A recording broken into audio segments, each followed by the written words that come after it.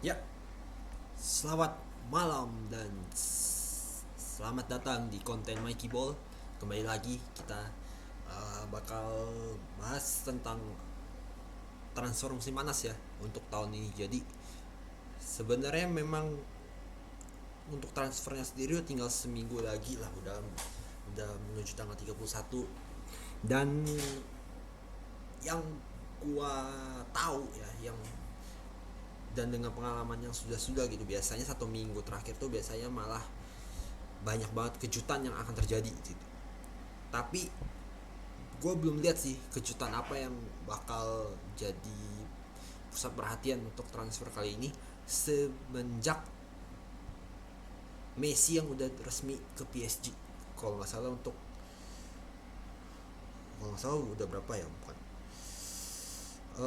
kalau nggak salah untuk kurang lebih 3 minggu atau bahkan ya udah agak 3 mingguan lah setelah Messi resmi di PSG. Berita transfer transfer di musim panas ini ya mungkin hype-nya agak berkurang lah, tapi seminggu terakhir ini gak bisa dilewatin gitu aja karena banyak banget yang akan mengejutkan lah di summer transfer, bahkan di setiap summer transfer sih kalau gue bilang, termasuk tahun ini. Nah, belum tahu nih, mungkin kejutannya bakal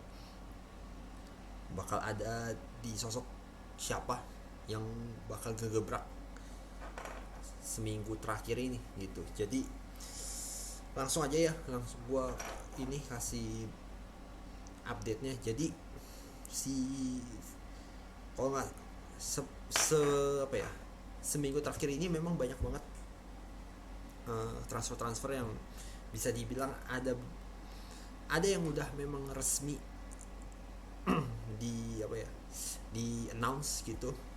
Kayak contoh si Varane yang akhirnya ke MU, dan udah di apa ya, udah diresmiin juga di depan, bukan di depan, di tengah-tengah Old Trafford buat memperkuat lini belakangnya MU. Tapi kalau gue bilang apakah Varane ini bisa sustain dengan strateginya MU dan dengan ciri khas IPL yang keras gitu, itu belum belum bisa dinilai sih, karena ya belum teruji juga gitu. Baru pertama kali dia nginjekin kakinya dia di Inggris, jadi harus dilihat dulu sih mainnya bakal kayak gimana dan seberapa konsisten si Varane bakal mengawal pertahanannya MU. Itu sih yang mesti dilihat dulu, karena kalau terlalu dini nilai rasanya kurang valid. Oke, terus yang kedua, nah ini agak seru nih buat gue nih, Harry Kane. Si apa ya, si Kane ini kan sebenarnya udah apa ya, udah mulai nunjukin gelagat lah kalau dia mau pindah gitu, mau pindah klub. Dan yang paling realistis tuh Man City gitu. Cuman apa ya, gue bilang si Tottenham ini si Levy ini ya, CEO nya Spurs ini mata duitan buat gue, bener-bener udah tahu Kane mau pindah. Terus City sebenarnya juga udah nawarin kira-kira 100 berapa, 120 kalau nggak salah, 120 juta euro atau pound sterling, gue lupa deh kursnya apa. Tapi si Levy ini tetap kekeh, gue nggak mau tahu ini orang harganya 150 juta euro setahu gue. Apapun itu lu bayar minimal segitu.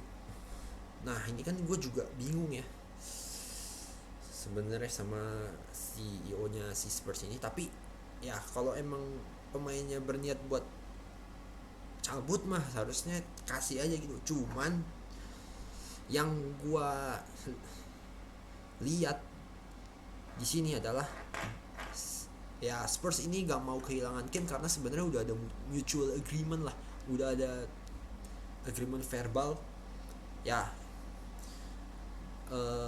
dengan keduanya ini sepakat buat Harry Kane ini bertahan sampai 6 tahun. Nah itu yang jadi penghambat buat gue, dan si Harry Kane ini aduh kayaknya tolol gitu loh buat gue sih. Aduh ini frontal aja gue bilang Harry Kane tuh tolol. Maksudnya gue udah tahu Spurs ini kan gak bakal berkembang gitu loh, mau sampai kapanpun itu, karena emang materi pemainnya Spurs juga nggak banget gitu loh. Terus ditambah lagi kemarin pelatihnya si Mourinho, selesai sudah masa depan anda dan masa karir anda di Spurs, nggak ngerti lah gue. Terus Harry Kane kenapa mau ada di Spurs sampai 6 tahun dengan project yang gak jel gini, itu harus ditanya sih sama orang yang bersangkutan ya. Bingung aja gitu, kenapa gitu loh lo mau bertahan di sebuah klub yang rencana jangka pendeknya gak jelas, menengahnya sama panjangnya apalagi gitu. Jadi ya karena mungkin karena agreement ini sih itu menghambat Kane buat pindah ke klub lain. Ya syukurin dah buat si Harry Kane. Ngapain anda tiba-tiba langsung setuju untuk dikontrak segitu lama dengan klub yang gak jelas sama sekali gitu. Cuman mungkin sih ya, mungkin di verbal agreementnya ini, bukan mutual ya, verbal agreementnya ini ya, kalau misalnya contoh mungkin tahun depan sih Harry Kane bakal pindah kayak gini loh skenario nya. Kalau 1 tahun ke depan ini Spurs gak berkembang juga atau gak tembus zona Eropa, ya Harry Kane bisa otomatis cabut dengan harga yang udah dipatok, contoh 110 gitu, atau 100 lah katakanlah gitu. Itu mungkin satu keuntungan buat si Harry Kane. Tapi ya balik lagi ya, ini mah bodoh aja si Harry Kane buat gue gitu. Oke. Terus kayak contoh si Odegaard udah resmi di Arsenal, tapi gue nggak tahu ya si Arsenal ini, sumpah bener-bener deh, Arsenal itu main kayak gak ada planning sama sekali, kayak main di ini aja, main di antar RT RW gitu. Gue gak ngerti gitu, rencananya gak jelas, strategi pun gak jelas gitu. Main cuman kiri kanan belakang, sideway backwards. Itu kata mendiang Claude Caligari itu menurut gue bener sih. Orang yang pernah di IFTV, gue ngutip kata-katanya dia, dan emang bener sampai sekarang masih begini gitu, sideway backwards udahlah gitu loh. Arsenal mau humor kayaknya di IPL, jadi ya biarin aja lah. Arsenal yang sekarang mah ya mungkin mereka punya bahan mau ngelaba aja di situ di IPL tahun ini, jadi ya udahlah. Kita langsung ke berita lain. Nah ini ada yang ngejutin nih buat gue nih. Ya kalau City ini udah jelas mereka nggak dapat Harry Kane untuk musim ini, case close, karena ya CEO Spursnya juga minta 150 juta euro kalau nggak salah ya, atau pounds, correct me if I'm wrong ya, untuk kursnya. Nggak dapet, diincer bukan si striker lain gitu ya. Ya ada sempat gosip kalau City ngincer Lewandowski juga, tapi berita ini melayang gitu aja, dan ya udah nggak diterusin lagi tuh, nggak diperbaharui lah gitu. Tapi si City ngincer CR7. Nah CR7 ini kabarnya mau pindah juga karena ya mungkin si Ronaldo juga udah lihat Juventus mungkin nggak akan nggak akan bisa membuat targetnya CR7 terpenuhi gitu loh, untuk bisa bawa Juventus ke ke level yang lebih tinggi atau bisa bersaing lah dengan tim top Eropa lain.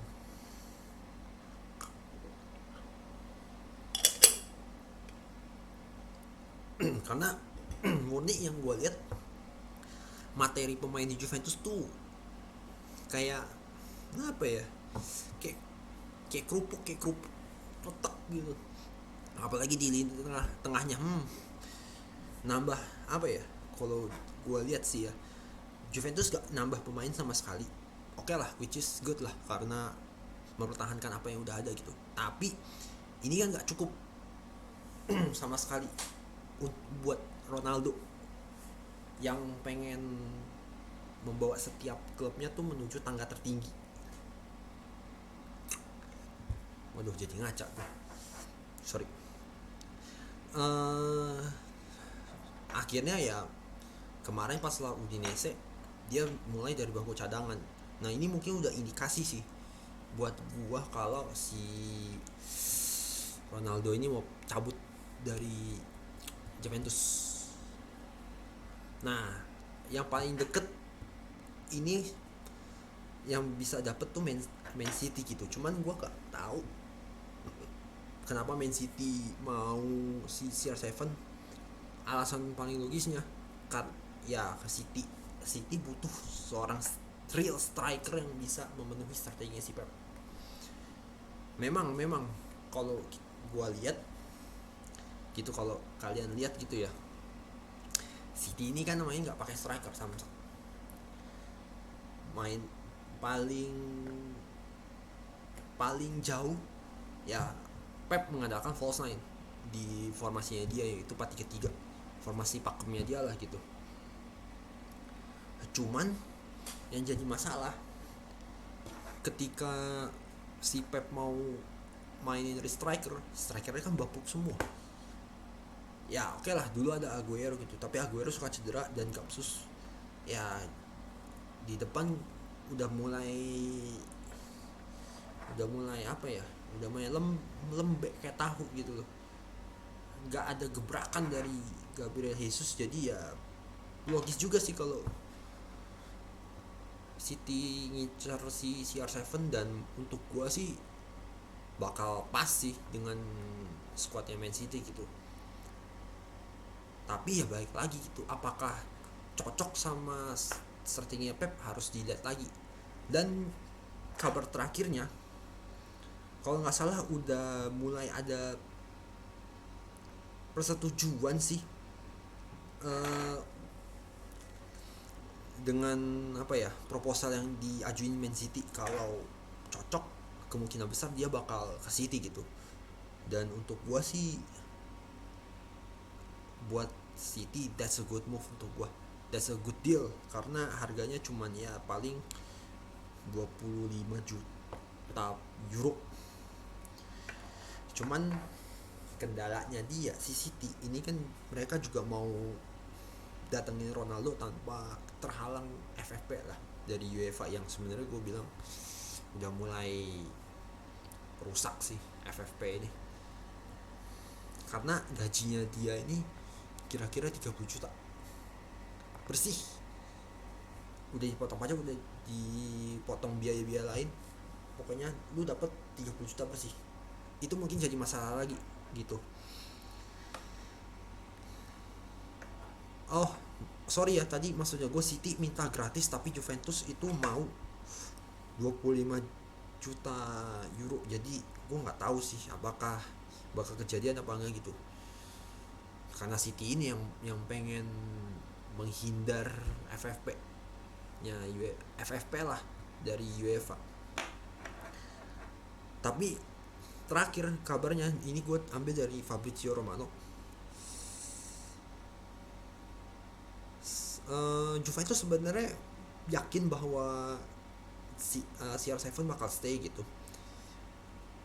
Cuman kalau gue lihat kayak gini sih, lebih ke gak yakin sih sebenarnya. Gue kayak antara yakin sama gak yakin tuh. Gak yakinnya tuh 65%, yakinnya tuh 35% untuk gue sih. Ya kalau memang misalkan si CR7 mau untuk nge ngebayarin klausulnya si Juventus, mungkin bisa kejadian, mungkin City bisa terbantu lah karena itu. Tapi ya let's see what's gonna happen for him. Oke, dan yang terakhir Mbappe. Dengan adanya Messi sama Neymar, Mbappe praktis posisinya sebagai penyerang di starting 11 tuh udah terancam banget. Jadi yang paling jelas untuk Mbappe sekarang ini adalah pindah ke Madrid, dan PSG mengonfirmasi kalau Mbappe memang mau pindah. Cuman katanya PSG, si dirteknya PSG ini, si Leonardo, merasa terganggu karena kayak kalau di e-sport itu namanya ada deh istilahnya satu, gimana bukan ngontakin ke klub tapi ngontakin ke orang buat masalah transfer. Poaching, sorry. Jadi ibaratnya kayak di poaching gitu loh si Mbappe langsung sama Real Madridnya gitu. Dan itu mungkin menurut gua sih ya memang kurang bagus sih. Cuman ya gua nggak tahu deh gitu loh, karena memang mereka si Real Madrid kan mau banget si Mbappe, udah ngebet banget lah. Penawaran pertama kemarin sudah keluar dan udah dipropose tapi ditolak dengan 160 juta euro buat Mbappe. Nah, tapi ya gue sih tetap yakin kalau si Mbappe bisa sih untuk berlabuh di Real Madrid. Gue sih tetap yakin karena emang posisinya si Mbappe udah semakin terancam dengan adanya Neymar sama si Messi gitu kan. Karena kalau nggak salah sih yang gue denger, PSG itu mau striker Everton kalau nggak salah ya, Richarlison. Tapi gue nggak tahu itu masih gosip apa gimana ya. Mungkin itu kabar belaka, tapi ya kita lihat lah, karena masih belum jelas juga untuk Mbappe ini. Oke, itu aja sih sama transfer updates-nya dari gue. Thank you for watching. Sampai ketemu di konten Mikey Ball berikutnya.